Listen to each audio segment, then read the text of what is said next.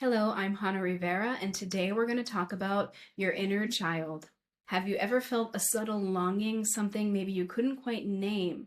Not exactly sadness, not exactly grief, but like a quiet echo of something that has been missing. It probably doesn't shout, it doesn't demand, it simply lives in the background like a quiet buzz, this sense of there is something that I needed that I didn't really get. That is often the silent whisper of your inner child. It's not childish, it's not dramatic, and it is certainly not imaginary. It is a very real part of you that was formed when you needed safety, love, attunement, and acceptance, but couldn't fully receive it. And that whisper doesn't simply disappear. Actually, it becomes part of how your nervous system organizes itself. It becomes part of how you relate to others and yourself, how you trust others and yourself, and how you love others and yourself, and of course, how you protect yourself. Today, we're tuning into those whispers, the ones shaped by trauma, the ones that didn't have the space they needed to be spoken, but still show up and influence how you live today. This is not just emotional work. This is nervous system work. This is identity work. This is true and deep healing. The silent whisper, the lingering echoes of childhood trauma. Most of us adults don't walk around thinking, I'm sad because I never received co-regulation at the age of 4. We just feel things like, why do I panic when someone truly sees me? Why do I feel lonely even in my relationships? And why do I struggle with things like rest, joy, and softness? These are not mindset problems. These are nervous system imprints. When children don't receive consistent safety, love, validation, or attunement, their bodies adapt. They build protective responses. You might know them as freeze, fawn, fight, flight, sometimes hyper independence, overthinking, perfectionism, not because something is wrong with those children, but because something happened to them that was overwhelming. So then we grow up. We grow up, right? And we become what we call high functioning adults. But really, the truth is that deep down, there is still a part of us waiting. And that part is waiting to feel safe enough to feel everything that was there. It's an unspoken longing. It's not a flaw. It's a clue. It's your inner child whispering to you, hey, please don't forget about me. I'm here and I'm just waiting for you to hold space for me, hold me, listen to me, understand me, validate me, and love me. Unpacking the backpack and identifying traumatic imprints. Imagine that you've been carrying an invisible backpack since childhood. I know you guys remember carrying around a really heavy backpack as a little kid. Inside of this backpack, you'll find not just memories, but a collection of unmet needs, unexpressed emotions, blocked joy, unreceived comfort. The common unspoken wishes of the inner child are rarely about toys or attention. They're often much deeper. Things like, I really wish I felt safe even when I made mistakes. I really wish someone had sat with me when I was crying instead of just telling me to stop. Maybe I really wish I didn't have to earn love in my family or from the people around me. I wish joy didn't have to feel dangerous or threatening to the system, the family system maybe around me. Maybe something like, I wish I didn't always feel like a burden to the people I love and to the people I want to be close with. Here's the thing, these wishes don't stay in childhood.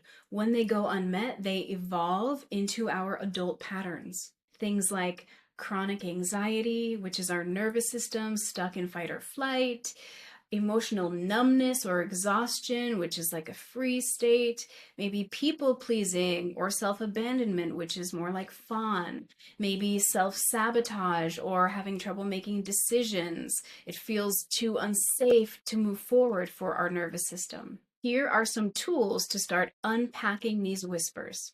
One amazing tool that you can learn to help you hear the whispers of your inner child is journaling. Journaling that will feel safe to your whole system. Here are a few prompts to try. When did I first learn that love had conditions? Or where did I first learn that love had conditions? Or from who did I first learn that love had conditions? What joy did I stop expressing because it wasn't welcome? If my body could speak right now, what would it say? And that's a prompt that you want to ask over and over and over again. And you can even ask different parts of your body to hear what they have to say. Another amazing tool you can use is guided visualization. You can place your hand on your heart or your belly, or place one on each spot, and ask yourself gently something along the lines of, what did I need then that I don't allow myself now? And then you can go into it's kind of like a little meditation where you kind of close your eyes, you go within, and you ask that question, and you just see what is shown to you. You see how your being, your body, mind, your spirit responds to you. And really listen to the answers that come up. When you go in to listen to these inner child parts that are waiting to be heard, it's not that you're looking to blame anyone or anything. You're simply looking for your own truth. The breakthrough moment, acknowledging and healing. There is a truly profound shift that happens when we stop just simply analyzing or overanalyzing our pain, and when we instead witness it and feel it with a lot of compassion. Your nervous system knows the difference between understanding and actually healing, right? So the difference between intellectualizing and actually feeling to heal. Healing doesn't begin with fixing, but with seeing and with holding space for what wants to be witnessed. When we validate these long buried wishes, we are telling our body something like, it's really safe now. You no longer have to protect me in the same way. And that is where true integration begins. One of my clients once shared with me that they felt like they had spent their whole life overachieving, not really because they actually loved how it felt to succeed, but because they were like really seriously terrified of failure. And they felt like once they realized that their inner child just wanted to be accepted, even when they were imperfect, that's when they had a true shift and change in their life, because they were able to start living for themselves, as themselves, from their true center, and not just performing for others around them, or for society, or just for the world, or even for the own kind of masks that they had been putting on themselves. When we meet our inner child's original need, so we gotta go back, we've got to check it in with the roots to see what's really there. When we meet those original needs without judgment, what happens is we unlock compassion. We unlock the ability to learn how to emotionally regulate ourselves. And we unlock the capacity to build true nervous system flexibility. This is how we actually shift trauma, not just by reliving the past over and over and telling the stories or going through the memories, but by slowing down and zooming in on each part of what we're working with, to be able to then reclaim what was actually missing in our experience. And how do we reclaim it? We give it to ourselves, right? Our today grown-up self gives it, meets the need of our inner children. So it's not necessarily only about rewriting your story. It's really about re-anchoring in it with actual truth, loving softness, and presence and connection.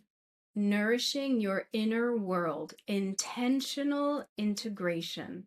So now that you've heard the whispers, what do you do with them? This is all about integration. So your inner child isn't just healed, but finally allowed to feel a sense of belonging and safety within your inner system. Here are a collection of daily integration practices that you can add to your routine, or that you can experiment with.